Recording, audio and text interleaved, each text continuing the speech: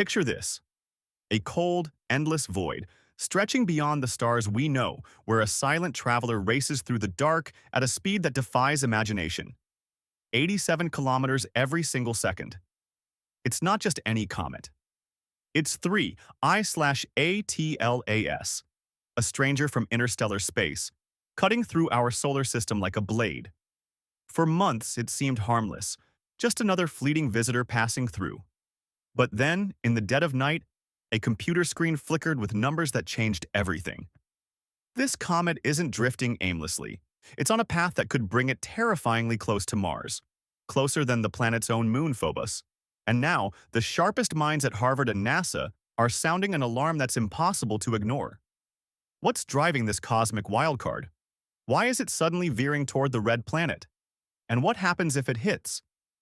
This is no ordinary story. This is a mystery unfolding in real time, a tale of wonder, fear, and the raw power of the universe. Stay with me, because what's happening right now could rewrite everything we thought we knew about our place among the stars. It all began in the quiet hours of a late night at Harvard's Center for Astrophysics. The clock read 2:13 a.m., and the building was still, except for the hum of a high-performance computer cluster crunching numbers in the dark. This wasn't a special night. Not at first. Astronomers run orbital calculations all the time, tracking comets and asteroids to map their paths through space. But this time, when the latest data on 3I/ATLAS came through, something was off. The numbers didn't line up with last week's predictions. The comet's path had shifted, slicing 400,000 kilometers closer to Mars than anyone expected. To put that in perspective, that's less than the distance between New York and Los Angeles, a cosmic hair's breadth. The margin of safety, once measured in millions of kilometers, had collapsed overnight. A graduate student, bleary-eyed but alert, stared at the screen and typed a single line in a group chat: "This isn't a drill." Within minutes, the quiet was shattered. Encrypted emails flew between offices. Slack channels lit up with urgent messages. Graduate students scrambled to run new simulations, feeding in fresh data from the James Webb Space Telescope and the Very Large Telescope in Chile. Each new observation tightened the comet's trajectory like a noose around Mars. By dawn, the numbers were undeniable. 3I/ATLAS was now projected to pass within 1.95 million kilometers of the red planet, less than 6 times the distance between Earth and our moon. That might sound far, but in the vastness of space, it's a whisper away from disaster. The closest possible approach, according to the most extreme simulations, could bring it as near as 50,000 kilometers, closer than Mars' outer moon, Deimos. A single miscalculation, a tiny nudge, could turn a near miss into a direct hit. The mood at Harvard was electric, tense, almost suffocating. Professors who'd spent decades studying black holes and distant galaxies dropped everything to focus on this one icy wanderer. They called in experts from the Minor Planet Center, dynamicists from the Black Hole Initiative, anyone who could make sense of the shrinking margin of error. A draft press release began circulating with a subject line that sent chills through the department: "Potential Mars intersection, urgent review." The numbers weren't just numbers anymore. They were a warning. The probability of a close encounter had spiked by a factor of 10 in just days. Even though the absolute odds of a collision were still low, the trend was clear. Every new data point pulled 3I/ATLAS closer to Mars, and no one could say for sure where it would end. Across the country, NASA's Jet Propulsion Laboratory in Pasadena was already on high alert. The moment Harvard's data hit their desks, the analysts there sprang into action. These were the people who track near-Earth asteroids, who run thousands of simulations to keep our planet safe. Now, they turned their full attention to an interstellar guest. The latest data from the Hubble Space Telescope and ground-based arrays poured in, forcing a fresh round of calculations. The results were stark. The safety margin, once measured in planetary diameters, had shrunk to a scale more familiar to lunar missions. At 87 kilometers per second, 3I/ATLAS was moving so fast that even a glancing blow would unleash energy beyond anything we've ever seen. The lead analyst, a seasoned expert who'd seen countless close calls, raised an internal flag. This wasn't just a curiosity anymore. It was a threat that demanded the world's attention. In NASA's control rooms, the air was thick with focus. The Mars Reconnaissance Orbiter was tasked with capturing high-resolution images of the comet's path. The Deep Space Network's massive antennas and goldstones swung into action, aiming radar beams to pin down the comet's exact position and speed. Even the Planetary Defense Coordination Office, usually focused on Earthbound threats, joined the nightly briefings. Their presence was a reminder that this wasn't just about science. It was about protecting billions of dollars in spacecraft, years of research, and humanity's foothold on Mars. The internal consensus was clear. The risk, however small, was real enough to act on. NASA's public statement stayed calm, measured. But behind closed doors, the message was different. The margin for error was collapsing, and every new simulation brought Mars closer to the bullseye. What makes this moment so gripping isn't just the math, it's the human weight behind it. Picture the astronomers, their faces lit by glowing screens, watching as each new data point carves away at the safety net. Imagine the quiet dread, the unspoken question hanging over every meeting. What if the next update puts Mars directly in the line of fire? This isn't just about a distant planet. It's about the fragility of everything we've built, everything we hope to learn. Mars, with its rovers and orbiters, is our window into the cosmos, a stepping stone to the stars. And now, a single comet, born in some far-off corner of the universe, could change it all. But there's something even stranger about 3I/ATLAS, something that's turning this threat into a mystery unlike anything we've seen before. It's not just moving. It's behaving in ways that defy everything we know about comets. As the hours turned into days, the real mystery began to unfold. Not just where 3I/ATLAS was headed, but how it was moving. Comets are supposed to be predictable in their chaos. They're icy relics from the dawn of our solar system, tumbling through space, venting gas in fits and starts as sunlight warms their frozen hearts. But this one, it was different. Eerily, hauntingly different. From observatories scattered across the globe, from the peaks of Hawaii to the crisp Chilean skies, telescopes locked onto the comet's faint glow. And what they captured wasn't random at all. Every 17 minutes, like the steady tick of some ancient cosmic clock, 3I/ATLAS would erupt. A pulse of gas, sharp and precise, shooting out from its tail in a burst of light that lit up the darkness. Imagine it. You're staring through a massive lens at a speck in the void, and suddenly, it flares. Not once, but over and over, every 17 minutes on the dot, precise to within a few seconds, night after night. Data from the Gemini South Telescope in Chile confirmed it first, then arrays in Hawaii piled on the evidence, cross-checked by instruments floating high above in space. The comet's brightness would rise in a jagged sawtooth pattern, climbing with each eruption and dipping just as quick. Spectrographs, those clever tools that break light into its secret colors, revealed the culprits: surges of cyanogen and carbon monoxide, the classic signs of a comet waking up. But here's where the chill sets in. These weren't the messy, unpredictable bursts you'd expect. Ordinary comets spit gas when a crack opens, or the sun hits a fresh patch of ice, all uneven and wild. No, 3I/ATLAS was metronomic, almost deliberate, as if something inside was counting the seconds. Observers at the Very Large Telescope in Chile watched the plumes shoot out, noting how each one lined up just so with the comet's shifting speed. Over the course of a single night, those tiny thrusts added up, nudging the path by amounts you could measure, microaccelerations logged in Harvard's photometry records, feeding straight into the trajectory models. It was like the comet had its own engine, firing in rhythm, steering through the stars. Harvard's computers, running simulations every hour, couldn't ignore it. Unless a big outgassing event kicked it wildly off course, this steady pulse was pulling it closer to Mars, tightening the noose one beat at a time. The implications hit like a wave. This wasn't a passive rock drifting on gravity's whim. It was active, adjusting, almost alive in its precision. For the first time, Planetary defense experts had to factor in a variable no gravitational pull could explain, a heartbeat from beyond the stars. Late nights in observatories from Cambridge to Pasadena turned into marathons of debate. Is this a natural rhythm? Some resonance in the ice? One astronomer whispered over a flickering screen. Or something stranger? No comet in our solar system pulses like this. We've cataloged thousands. Dirty snowballs flinging dust and gas in every direction, but none with this clockwork grace. The 17-minute cycle, validated across global networks, became the obsession.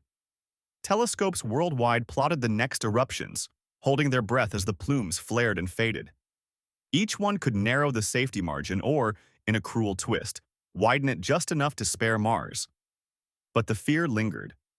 What if the next pulse tips it over the edge? The comet's mass, estimated at 10 billion tons, with a possible metallic core 400 meters wide, made every shift feel monumental.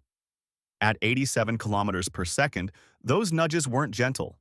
They were forces of nature, whispering of power we could barely grasp. And as the pulses continued, so did the questions that clawed at the edges of sleep-deprived minds. Why this rhythm? What hidden mechanism could make a wanderer from interstellar space behave like it had a purpose?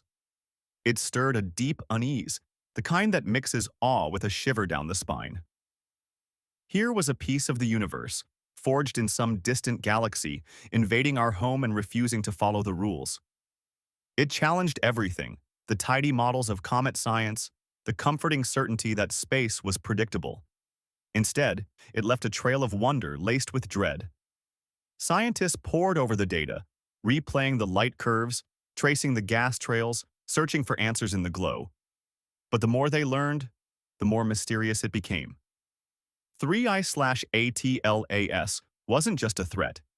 It was a riddle wrapped in ice and fire, pulling Mars, and all of us, into its enigma.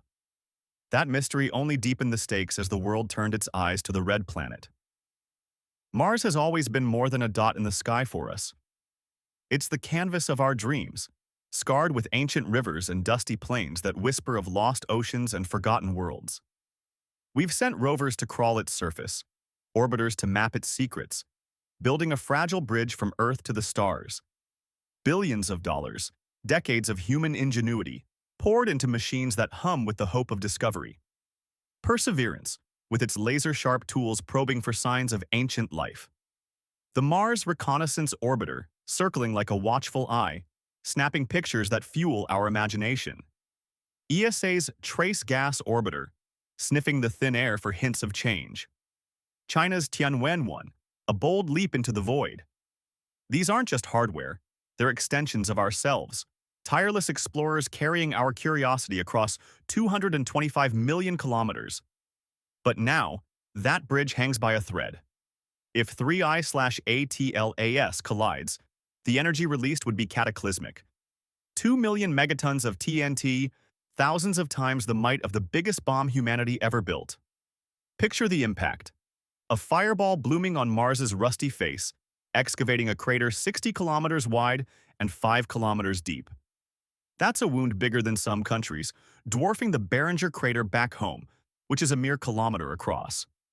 The shockwave would race through the planet's whisper-thin atmosphere, a supersonic roar of dust and superheated gas, kicking up hell across the surface. Any spacecraft caught in the path, those orbiters slicing through the sky, would face a storm of high-velocity debris, shards of rock and ice screaming at escape speeds. Communications could snap like dry twigs, relays severed in a heartbeat. Years of climate data, surface maps, experiments hunting for microbial ghosts, all gone in a flash. Mission engineers have run the simulations, hour after hour, watching virtual Mars buckle under the blow. The consensus is heartbreaking. Nothing we've built could survive the heart of that blast. Perseverance, parked 3,000 kilometers from the projected strike zone, might dodge the worst, hunkered down like a lone survivor. But the orbiters? They'd be pelted by ejecta flung high into space, chunks of the planet itself turned into bullets. Even on the far side of Mars, seismic tremors would ripple through the crust, shaking landers and frying electronics with rogue energy. Debris would bloom into an expanding cloud, a deadly ring orbiting the planet for months, maybe years, snaring satellites in its web. The loss wouldn't just be metal and code. It would be the scientific legacy of a generation, dreams of Mars as our next home shattered in an instant. For the teams who've nursed these missions through launch failures and signal blackouts, the thought is a gut punch. One cosmic bullet, and everything crumbles. Yet the danger doesn't stop at the surface. The real heartbreak unfolds in the aftermath, as Mars reels from the strike. That massive ejecta plume, millions of tons of vaporized rock and dust, wouldn't all rain back down. A chunk would break free, spiraling into orbit, forming a dense ring that shadows the planet like a funeral veil. Scientists' models paint a grim picture. Dust storms whipping up worldwide, not the seasonal swirls we know, but a global shroud blocking the sun, plunging temperatures by dozens of degrees into a bitter winter. Solar panels on rovers would choke under layers of grit, cameras blinded, any hope for new missions buried under the fallout. The thin air, already a ghost of what it once was, would bleed away faster, accelerated escape from the shock, stripping layers that might one day let us breathe easier there. Subsurface ice, cracked open by the blast, would hiss into vapor, a fleeting gift of water before it's lost to the endless black. And the echoes? They could reach us. Fragments hurled at escape velocity might drift across the Gulf to Earth, faint chances of meteors streaking our skies. The odds of a direct hit here are whisper-thin, but the possibility alone stirs the imagination. For planetary geologists, it's a puzzle of recovery. Mars bears the scars of ancient bombardments, vast basins from eons ago. But this fresh gash in our watching age would rewrite the books on climate, erosion, even the faint hope of hidden life. The red planet, once a distant muse, becomes a mirror, fragile, scarred, resilient. A hit like this wouldn't just scar its face. It would echo through every dream of colonies and canvases, forcing us to confront how little control we have over the wild heart of space. As the pulses of 3I/ATLAS count down, Mars hangs in the balance, a silent guardian or a sacrificial flame, and we wait, hearts heavy, for the next flare in the dark. And so we stand at the edge of the unknown, eyes fixed on a fan of possibilities painted across screens in control rooms from Cambridge to Pasadena. This fan, lines of light tracing every path 3IATLAS might take, is no mere diagram. It's a map of fate, a silent countdown to certainty or catastrophe. Each line represents a future, a story yet to unfold. Most curl safely away from Mars, threading through the void at 1.95 million kilometers, a distance that feels vast but shrinks in the cold math of space. Yet, at the edges, faint outliers linger, some skimming as close as 50,000 kilometers, closer than Mars's outer moon, Deimos. These are the whispers of risk that keep hearts racing, the stubborn tales of a comet that refuses to be tamed. Every hour, new data pours in. A sharper image from the James Webb, a precise radar ping from Goldstone, and the fan tightens, its edges creeping inward. But never fully closing. Not yet. The question hangs heavy. Will the next pulse, the next tick of that eerie 17-minute clock, push 3I/ATLAS into the clear or straight into Mars's embrace? This isn't just about numbers. It's about the weight of what those numbers mean. Picture the analysts, their faces pale in the glow of monitors, watching as each new point carves away at the uncertainty. They speak in probabilities, in sigma zones, deep blue for near certainty, pale yellow for the wildest what-ifs. The bulk of the paths, the safe ones, sit in that blue heart, promising a graze, a miss. But the yellow edges, those 3 sigma extremes, hold the terror. Scenarios where the comet brushes Mars' gravitational reach, where a single gas burst could tip it into a collision. To us, the difference between 1.95 million kilometers and 50,000 feels like splitting hairs. But in the unforgiving dance of orbits, it's a chasm and a warning. A 1 in 10 million chance, multiplied by the stakes of a planetary hit, is enough to keep the world's sharpest minds awake. They don't watch the safe paths. They watch the outliers, the ones that refuse to fade, the ones that could rewrite Mars's story in fire and dust.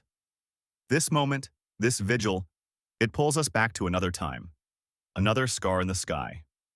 In 1994, fragments of a comet named Shoemaker-Levy 9 slammed into Jupiter, tearing wounds the size of Earth itself. Hubble's lenses caught it, ground telescopes tracked it, and the world gasped. Those impacts weren't just a spectacle, they were a wake-up call. They turned planetary defense from a dusty theory into a mission, birthing tools to track asteroids, to map risks, to shield our home. But those tools, those billions spent scanning the skies, they were built for Earth. Mars? It stands naked, unguarded, no warning network, no treaty to rally the world's telescopes to its side. 3. I/ATLAS has exposed that gap, raw and real. At 10 billion tons racing in at 87 kilometers a second, this interstellar bullet laughs at our defenses.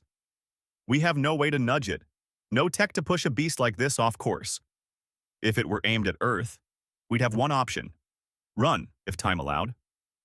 For Mars, with its thin air and scattered robots, there's only watching, waiting, hoping the fan's edges curl away. Yet in that helplessness, there's a spark of something fierce. Mars, the red planet, has captured our imagination for centuries, a world of canyons deeper than ours, volcanoes taller, dreams bigger. Some call it our shield, standing in the firing line while Earth watches from 2 planets away. A recent poll caught the buzz. 60% of people see Mars as a cosmic bodyguard, taking the hit that might have come for us. It's a simple story, heroic even. One world sacrificing for another. But the truth is messier, more human. A hit on Mars wouldn't just scar its face, it could send ripples we can't predict. Debris flung into the void might drift our way, faint but real, joining the meteor streams we already track. The models call it the halo effect. Dust and rock scattering like seeds, crossing orbits for years.